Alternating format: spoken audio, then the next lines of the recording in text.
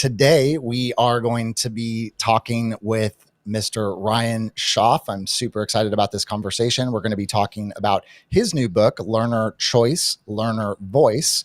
Ryan is also the author of one of my favorite books in education. It's actually a book that I recommended as part of a recent video that we just did, 5 books that changed the way I teach. Have it here in front of me. It is the Brief History of the Future of Education.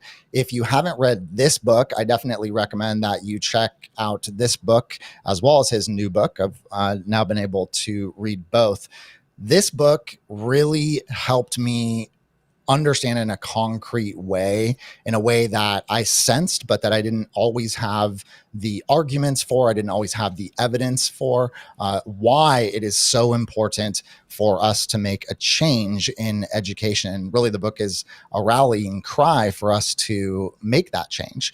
And his new book is kind of moving more in the direction of implementation, helping us with figuring out ways that we can increase student agency in our classrooms with specific strategies. So, Ryan, thank you so much for coming on our show. It's a pleasure to have you today.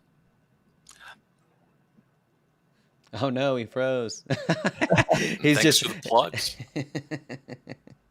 All right, we Oh see you. no, I'm freezing. We see you now. Okay, I'm It's all on. good. Okay, because I'm on my good Wi-Fi signal, so I'm praying that I keep on here. So, but thanks for the plug, fellas. I appreciate it. Um, it's it really, I appreciate all the love that I've gotten for A Brief History of Future Education. It's one of my favorite books. I worked with Corwin and my mentor, Dr. Ian Jukes, who he's a educational evangelist, just my mentor, and he took me into his fold, taught me how to write and how to express all my ideas that I have when it comes to education, trying to change this I love to just improve it from what it is to what it can be. Something that's so fascinating about your book is the fact that it was written, and we're talking right now just briefly about the brief history of the future of education, that it was written in 2019. You're talking about the age of disruption, and this is pre-pandemic.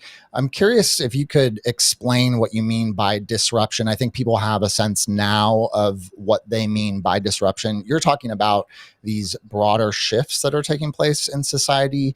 And I'm assuming you still feel that those shifts are ones that we should be taking into account when we're thinking about educating students for the future. So what do you mean when you say disruption? I think most people might assume you're talking about COVID-19 disruption. So I'm referring to as disruptive innovation. That is the changes that come along and just they may not necessarily be innovations that are absolutely incredible or mind-blowing, but what happens is they slowly begin to take root and then they grow almost exponentially. If you think about things like the iPhone and smartphones, I guess let's just be broader. When they took off, it started to slowly grow. I remember I had a Nextel, which was an old school phone. It did its job. It would make phone calls.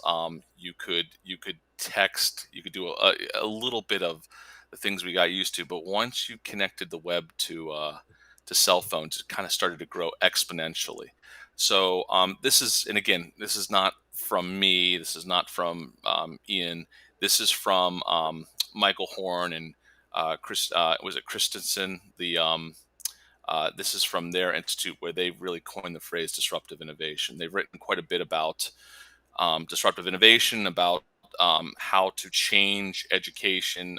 They also wrote blended instruction. They really kind of came up with the idea about computer assisted instruction and aid when it comes to education. So a lot of different ideas. So disruptive innovations, any innovation that comes along and changes. Some big ones, like Netflix came along and it pretty much ate up Blockbuster space. We don't know any, Blockbuster Video. We used to have rental and video stores everywhere, and now it's all gone. before Blockbuster discovered that Netflix was a phenom and it was taking over their space and creating a space of its own. When Blockbuster discovered how just incredibly how much in trouble they were, it was already too late. They're already pretty much in the they're pretty much already in the grave. I think there's one room in the world now that more for nostalgia now. So disruptive innovations are those innovations that come along and completely change everything. Yeah, and so part of the argument that you're making in A Brief History of the Future of Education, and really in the new book as well, is that we would be remiss, obviously, as educators, to not incorporate these disruptive technologies in education.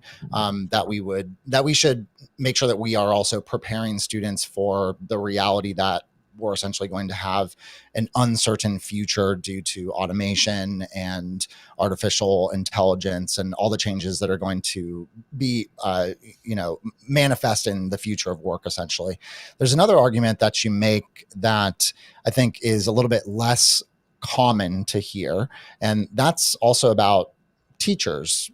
We're used to hearing arguments about, well, we need to do right by students and we need to make sure that we are preparing students for their futures. But you're also making an argument about the future of the teacher potentially, and that there's actually a risk essentially for the profession if we don't adapt and we don't sort of wake up to all these disruptive changes. So what do you see as some of the potential risks for teachers who are kind of stuck in this more 1950s style of educating students? So in all of my books, I try my best not to be judgmental when it comes to, my mother was a teacher for years, and she used to see all these fads and all these almost cyclical trends that used to come up. And some people would say, "Oh no, that's the same thing, or it's not different. It's not going to be useful." A lot of times it's about change. It's about our resistance to change. People like to be comfortable. They like the path of least resistance.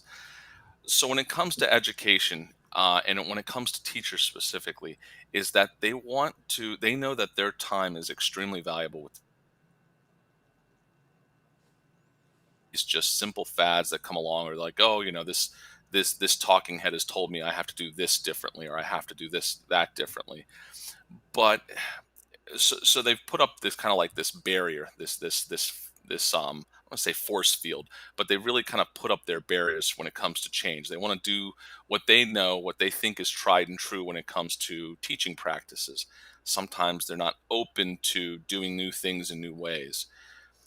When it comes to the books that I write, I try to give a lot of options, which really learner choice, learner voice really kind of lends that more voice to that call to be able to give more empowerment to our learners. Try to be more progressive in our ways of doing education, in our ways of understanding learning. In A Brief History, I specifically talk about all the different roles in which education is going to change, and all the roles in which learners are going to have to embrace, and being a lifelong learner. If pretty much if we're not learning, we're kind of standing still, and we're not growing, we get stagnant. That's what I'm trying to avoid when it comes to the teaching profession, is trying to help teachers evolve and continue to evolve throughout their careers to where they're just as relevant to their students. Students have a lot of competition for their attentions nowadays. They have smartphones, they have that second brain in their pockets now, where they can look up and they have access to just about anything in the world. They have the ability to connect with one another using devices that I didn't have when I was a kid. And I'm not saying that their way is necessarily better than ours, but we have to respect and understand that there's two different ways of communicating now, both face to face and virtual. We have to learn how to embrace that in our classrooms as well, to where we understand that this digital generation has a different way of learning, and we have to take that into account as we plan our instruction. Yeah, and you do use the word or the term digital natives frequently in your writing. I'm curious how you would define a digital native, and how, and I know it's more complicated. It's not just that you're born in the age of technology. You actually define it in different sort of phases.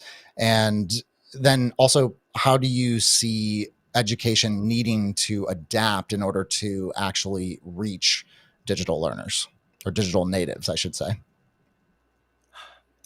So I typically, and Mark Prensky is the one who came up with digital natives. We typically use digital generations because now, if you think about it, I was a part of the digital generation in the like early 1990s. That was at the very beginnings of seeing the internet come along. I remember on the internet for the very first time in the late 90s on Netscape when I was working at the library. Um, However, so I consider myself part of that digital generation at the very Mm. beginning. But nowadays, we know how technology has completely evolved to now. I look like a fossil nowadays when it comes to my children and what they use when it comes to their digital tools and their resources and what they have access to. My definition of digital generation is really anybody that's born into the age, the proliferation of a lot of different computers and systems. So digital generations, and now I even say I pluralize it because there's several different generations, and we see that narrowing of the gap of each of these generations to where almost technology is one of those powerful factors that's helping to shrink these different generations to where it's my son, my oldest, who's 15. He has completely different technological experiences than my 6 years is all the big difference. And you can notice the profound difference between how they interact with technology themselves. To where my youngest, he is very comfortable using Alexa and Siri, and my oldest is almost like when there's, he's still, m- m- he'll still go to a browser and he'll look, or he'll go to his phone and look. He doesn't speak a lot when it comes to that, the speech to text recognition. He's not really talking to it a whole lot. I'm seeing that difference. So the generations are really shrinking. When it comes to the learning in the classroom, is that technology, when it access to the know that, when it comes to equity issues, we know when we have issues when it comes to having resources, we may not have the best, we might not have the newest, but it's just how it's used, that we're having them use this for higher level thinking activities. We're not having them just basically use an interactive whiteboard as basically a $5,000 chalkboard, that we're finding ways to actually tap into the powerful, to the internet, to the web, that we're having them create things and make things, to where they're actually getting to demonstrate the knowledge that they've acquired through either themselves or through activities with the teachers or with their peers. So I'm seeing this big. I really want educators to really embrace this transition because they're not going to be redundant. Their roles are really going to transform. I guess is the best way to say it. Is their roles are going to transform from those, the talking heads, to really those people that are facilitating project based learning, inquiry based learning, learning, passion based learning, all these different projects and and great activities they're going to help them thrive in the future. Yeah, and in your book, you have this incredible list that I believe it's called the list, right? That is just a massive trove of different ideas for these types of projects that teachers can do. And interestingly, a lot of them don't necessarily require technology. So they do have some technology integrated options, but some are just hands-on activities. Seems like you're advocating more for this kind of real world relevant hands-on type learning, and then kind of choosing when we would strategically use technology as opposed to just making everything digital. Is that would you say that's true? Because I'd say that I think a lot of people have maybe a misunderstanding that when you teach with technology, suddenly it's like virtual learning and everything is taking place on a computer. So, does it all have to be on a computer, or can we still be doing activities that are totally analog? Absolutely not. It does not have to be on a computer. We both have digital and analog. In fact, I wanted, when I wrote this book and I came up with the idea for this list, and I'm sorry about not having a very creative name for it. It's just it's called the list. I wanted to come up, I understand that teachers are in different, have different resources. I get that. So what I wanted to do is I wanted to come up with high tech, low tech, no tech experiences for learners that are still powerful, that are still going to give teachers and students options to where they could do everything from, if they have access to things, they could do podcasting, but if not, they could also do something just as relevant. They could do role playing. They could do, they could do writing plays and putting on performances. You can do that whether it's high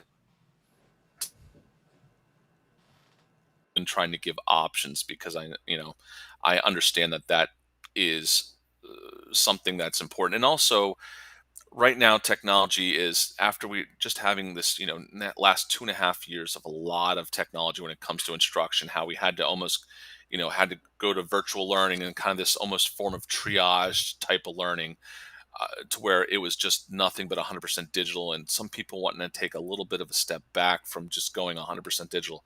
I get that understanding. I am a big advocate for having both digital and non-digital learning experiences. And this is the associate professor of educational technology saying this. We have to have these types of digital and non-digital experiences, because I understand that kids today communicate differently, but I also know that that an adult that's going to have the same experiences as my children or my former students, that they're going to want them to be able to socially carry on a conversation, that they're going to want to be able to do things, like in the old ways, but they also want to have those experiences in the new ways. So we have to understand that they communicate differently, and we have to tap into those things, but we should also expect them to respect our ways as well. Yeah, it's interesting. I recently read Cal Newport's book, Deep Work, and he talks about the importance of kind of almost segmenting time. And this is not to having anything to do with education, but talking about the impact that sort of being online and having access to all these digital tools, this kind of casino like effect of looking at your smartphone, that it really has an impact on our ability to pay attention, that we're more distracted, and they can prove this scientifically, that we have residual distraction from looking at all these notifications and things like that. And I think some people might use that as an argument to say, well, this is a reason why we should not use technology. In fact, I'm certain I've read articles about that, why we should not use technology in the classroom. But I think there might be a middle way where we can have some time that is designated as some non-tech time in classroom, but then also be making use of really powerful technology tools. I did want to ask you something, since we're on this subject and talking about bringing in real world tools. I know something that you advocate for, real world technologies. A hot button issue out there is just relates to smartphones. And I think, when you're talking about digital natives, you're talking about young people who interact in almost an Android like way, where they have this other kind of appendage that is their digital device that allows them to access information, and at the drop of a dime. We're really talking about smartphones, not so much a laptop or a computer. And so I'm wondering what your thoughts are about smartphone use in the classroom. If you think, in a similar way, kind of with maybe some tech, some no tech, there's a way that we can split hairs perhaps and say that there is a way to strategically bring them in. So we're not just doing these cell phone bans, since they are a tool that students are going to be using, whether we ban them or not. When it comes to cell phones in the classroom. I can't tell you how many times I have this argument. In fact, in a lot of the coursework I do with my graduate students, we have this same debate. Cell phones, yes or no. And then I Yeah. have them go around and do a nice lively debate, because there's a lot of pros and there's a lot of cons to the subject, to the issue. I look at it like this. Number one, they have a powerful tool and they have access to it. Now, I understand that is a lot of, there's accessibility issues when it comes to smartphones, that some people have them, some people don't. I get that. I also understand that, just forcing the will and taking that power away from students is also a major no-no. In fact, it's really the antithesis of what I write about in Learner Choice and Learner Voice, about that just Mhm. agency and empowering students.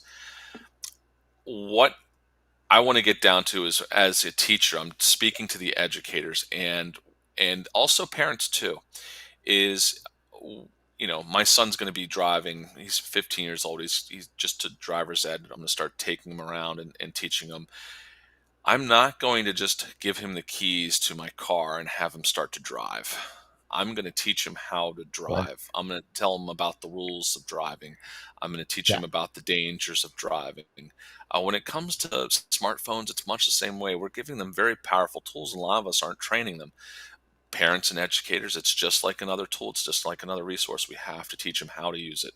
We have to also teach them that they are extremely um, immersive, to the point to where people have developed all these habits, and it's like we're almost losing a generation sometimes. It feels like that they're just really overly connected with their phones.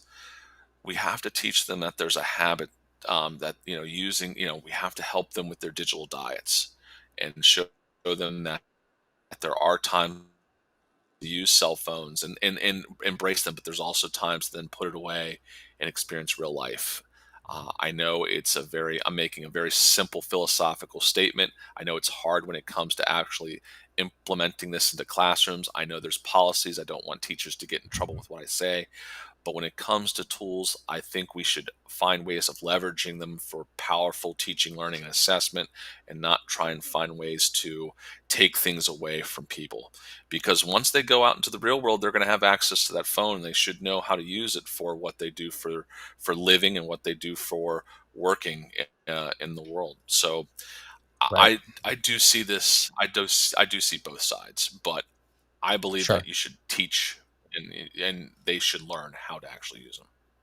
Yeah. Yeah, and Yeah. that kind of makes me actually think about, we were talking about tools and utilizing them, and like the cell phone is a tool and how do you best utilize it. And one of the things that we have been talking about with our teachers that are going through our 21st Century Teacher Program is digital portfolios. And one of the tools, this is going to be a great segue to our sponsor, is a digital tablet by Wacom. They're sponsoring this live stream. But one of the things that we love about these tablets is we're having the teachers that are going through our program talk about what they have completed and how, as part of this program, how they have transformed their classroom. And then as a part of their portfolio, they have the choice of how they want to present their information. And some of them actually do a screencast and say, like, this was a lesson that I transformed in XYZ ways. And then they can use a tool like a Wacom pen tablet, and then they can annotate the screen and annotate the lesson and annotate the slides and annotate whatever it is that they're trying to show us, as if they were writing down on a piece of paper. And so just utilizing this tool, Wacom has quite a few different options for educators and not only teachers using this, but putting these in the hands of students as a way of expressing themselves digitally. Some of the ones I'm holding right now is a Wacom Intuos. I'm a big fan of the wireless one, so it's Bluetooth. I don't have to plug it in. But they also have the Wacom One. It's a little bit pricier, but it's for folks that would rather have like the computer screen on the actual tablet, and you're writing on the screen shows up on the Wacom tablet, which is really nice. I showed this to some teachers when I was at ISTE and they're like, wow, this is, if they felt that that writing with one of these and then looking at the screen was kind of awkward, they're like, yeah, this is quite the game changer. So we just want to say thanks to Wacom. They've been such a great supporter of the work that we do here at New EdTech Classroom, and we love the way that they're empowering teachers and empowering educators to express themselves digitally and use tools to accomplish a bigger purpose of what they're trying to do in the classroom. So Ryan, How's that for a sponsor to read? Awesome. Excellent Yeah. plug. Excellent plug. I'm a huge advocate for anything that allows you to write on the screen, and we love pen tablets for that. You can unlock all kinds of actual usages of tools. So super powerful tools for sure. Ryan, you in the new book, you talk about how learner choice, learner voice, we're talking about, you talk about how really when teachers went back, well, and you don't actually explicitly say this, so you can correct me if I'm wrong here, but there was a kind of temporary optimism that when we were going to go back to in-person teaching, that somehow everything was going to be, hunky-dory and amazing. But you were definitely not surprised that it did not turn out that way, because you have kind of long been stating that really this whole idea that we had students engaged before and what student engagement was, pre-pandemic is really just an illusion. That this idea that we had control was kind of a fake sense of control, and that really students weren't engaged. So if that's true, and I do, first of all, really appreciate that you make that argument, because I think that is absolutely true. And a lot of teachers, I think, really experience that now firsthand, the truth of that. Where do we go from here? So how do we engage students if what we were doing before that was more compliance-based education wasn't real engagement? I know you talked a little bit about kind of the hands-on activities, but is that it? What else might we need to do as educators? So, Sam, you're right. What happens is I've used the analogy of the rubber band. Is that if you think about a rubber band, if you stretch it out, what's going to happen when you let it go? It's going to return back to the shape it was. That's kind of like a education. It's a edge system. It's extremely old, very rigid, hard to change. That's kind of Yeah. like what we experienced when it comes to the COVID-19 and virtual learning. Is we knew it was going to come back. We saw the benefits of technology, and to be fair, a lot of the educators see the power of having virtual meetings and being able to have some digital tools. A lot more people embraced it, but they also being forced to do something and not seeing Mm. the benefits and the purpose, and not learning their own way, being thrust upon, is really tough to really change ideas, or change mindsets or change paradigms, to where they quickly wanted to retreat back to the way they've always done things. That's the way we've always done it, to Twatty. So when it comes to what now? I will say this, is that for many, many years, there's been a lot of theorists that have talked about just the power of student-centered learning, about trying to give more choice and more voice. If you think about it, when kids enter a school, they make very little choices in their lives. They might choose what lunch, and they have like maybe two or three choices when it comes to lunch. They don't choose what they're going to learn. They don't choose for how long they're going to learn it. They can't choose what tools or resources that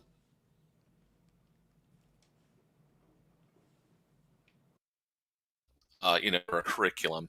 It's tough, and we should be looking for ways for students to be making these choices, these decisions, to try and give them more agency to be able to make these choices, make these different ideas. Going back, we've seen all this through, many of the theorists that we've kind of grown. If we've ever taken educational psychology, or if we've ever been to a conference, we hear all these great, powerful, educational visionaries. Everything from going to like Pestalozzi to all the way to like Seymour Papert, and to Sir Ken Robinson. We've heard of all these just like big heavy hitters and all their ideas, and it makes sense.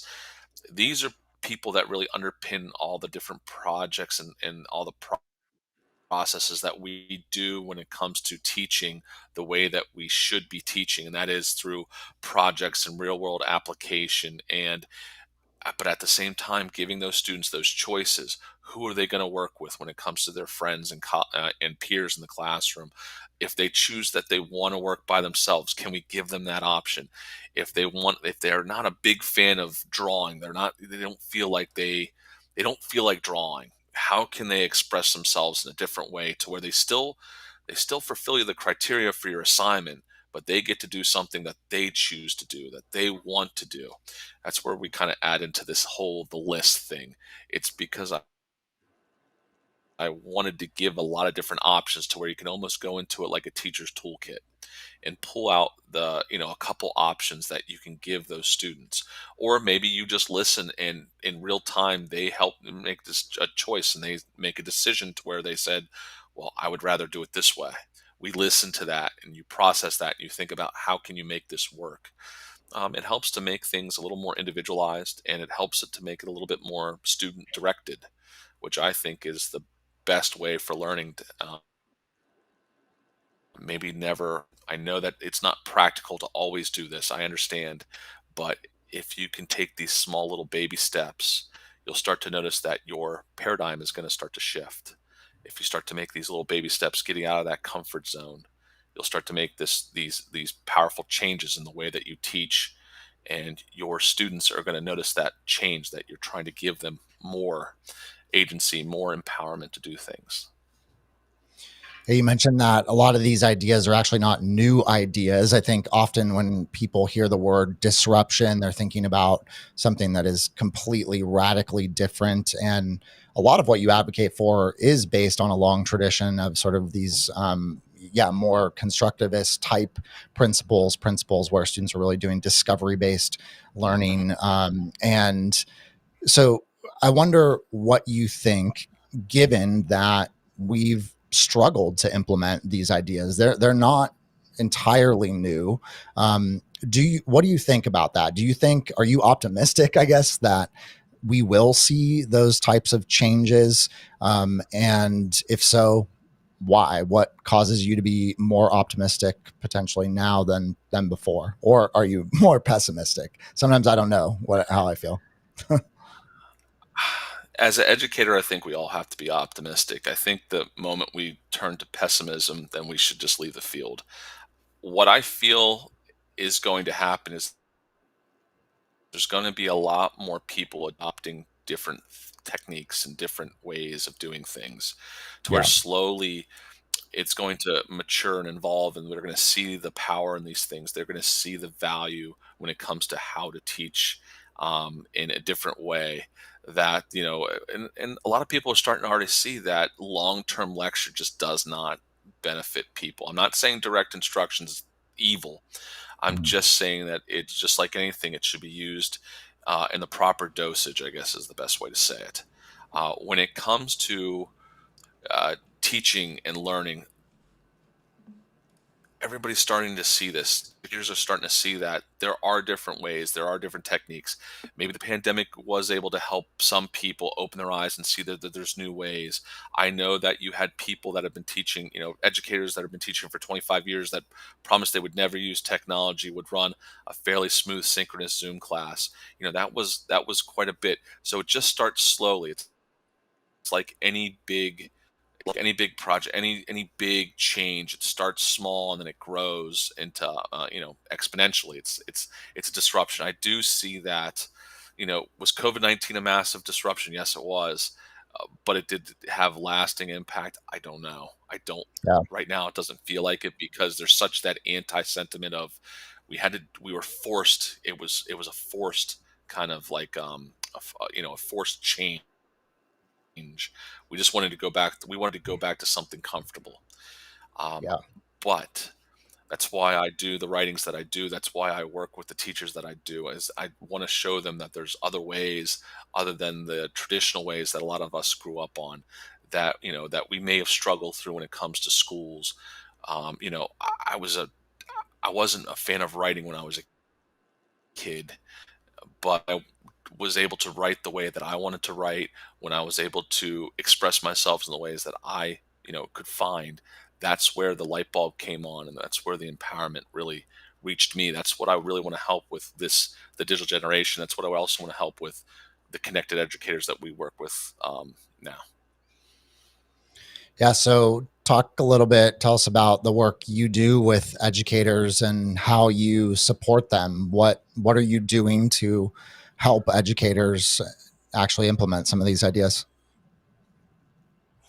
Okay, so at Notre Dame, I've been teaching there now for 12 years now. In that time, I've teach undergrads, so I'm teaching teachers how to teach. Everything from at the very beginning, how they integrate technology when it comes to the classroom, y- talking about the TPAC and all of those wonderful frameworks that we've come to know and love, UDL, all those frameworks, all those ways of getting teachers to connect to technology and how they can use it with students and how they shouldn't try to use it as a digital babysitter. So we start with that, but also into graduate programs where I actually do a digital leadership program that actually gives them a master's in education with when it comes to digital leadership, actually leads them into an administration certificate. And I also work with PhD candidates as well. So there's a lot of working with different levels of students to where I'm going to be eventually helping, future doctors of philosophy come up with their own ideas and their own dissertation defenses when it comes to learning and into different programs. Goodness knows what they're going to shepherd through this process. It's going to be a lot of fun. But everything from undergraduate, from people that have just made that decision that I want to become a teacher for the very first time, how the heck do I use a computer with students? All the way to the people that are going to be doing a lot of the important work when it comes to technology and education. So working with all them all, and it's a lot of fun. I'm very blessed that I have that job. I have this job still. Yeah, I think it's such an important location of potential change. Teacher education schools. This is something where I never hear people talking about. There's a lot of emphasis on PD, and of course, I mean we do PD. I'm not discounting the importance of PD, but so much of this also can start when teachers are in schools to be helping teachers Mhm. understand how technology can be used in more strategic ways, and also understand, I think, some basic elements of lesson design. I think there maybe has been perhaps an overemphasis on sort of pedagogy from the stance of how you manage a classroom and things like that, but it seems like teachers, certainly in my experience, and then my sort of inner circle of people that I know, and then also just the outer circle of teachers that I work with, seem particularly underprepared in how to do lesson design. And it seems like lesson design is really a key aspect of how we're going to be preparing teachers, and that could start at teacher prep schools.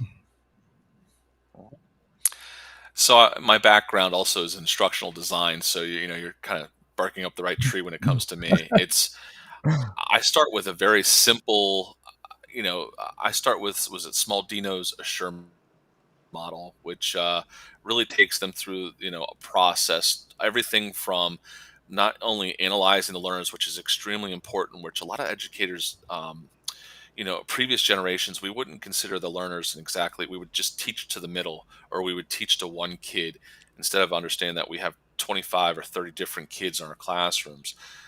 So you have to really go through this. We understand that creating lessons should be like a big cycle, everything from analyzing learners, and you take it through the Assure model all the way to E, which is evaluation. Not only the evaluation and assessment of the learning that went on, but also the evaluation assessment of how you did, the reflection. That's something that's really missing. Is teachers need to reflect on things that worked well and things that didn't work well. That kind of John Dewey, I need to reflect on this. Reflection's the absolute, not just in education, but pretty much anybody. we should always reflect on what we do. So this way we can grow the metacognition, the self improvement. Yeah, Totally. and what I thought could be kind of fun, Ryan, is we could take some lessons here, and then if we said like, all right, here's a lesson that a teacher has, how could we add more agency, more student voice, more student choice into this? But before we do that, I do want to speak to those that are watching the replay of this. We've been talking about student choice and voice, and if you click on this video right here, you can see a video that we did on how you can create choice boards for your students and why you'd want to create them. And how to do that in Google Docs. And join us for the live stream next time so you can stick around and be a part of the exclusive Q&A. So we'll see you on that video right there.